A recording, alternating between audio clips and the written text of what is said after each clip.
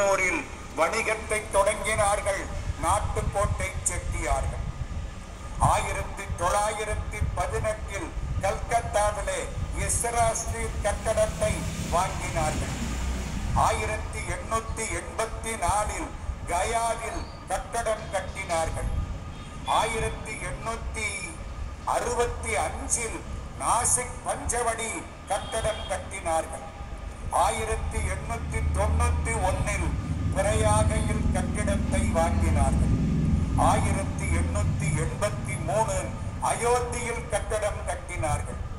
1863 காசியிலே இப்பொழுது இருக்கக்கூடிய நாட்டுக்கோட்டை நகர சத்திரத்தை கட்டினார்கள். சிக்ரா நந்தவனம் 1894 வாங்கப்பட்டது. விசாலாட்சி கோயில் 1893 கட்டப்பட்டது.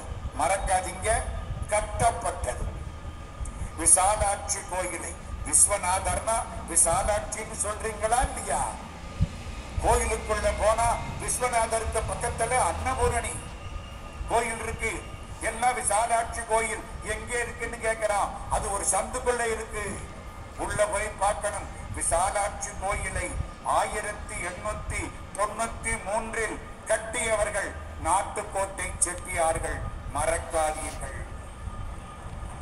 காளிகாட்டில இடம் வாங்கினது 1878. தாரகேஸ்வரம் ஒரே ஒரு செய்தி வேகத்தோட வேகமா சொல்லிப்படுறேன். கல்கத்தாவுக்கு பக்கத்துல தாரகேஸ்வரம். ரொம்ப பேர் போயிருப்பீங்க, போகலன்னா போங்க.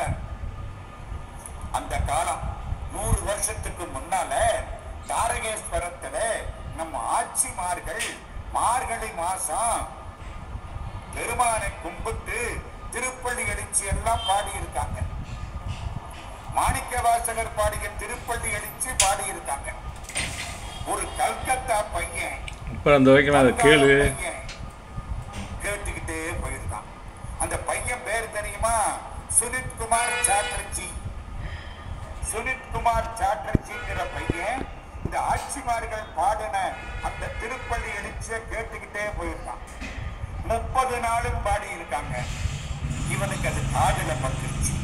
ஒரு தமிழ் வார்த்தை மனசுல நின்றுச்சு. என்ன தமிழ் வார்த்தை தெரியுமா?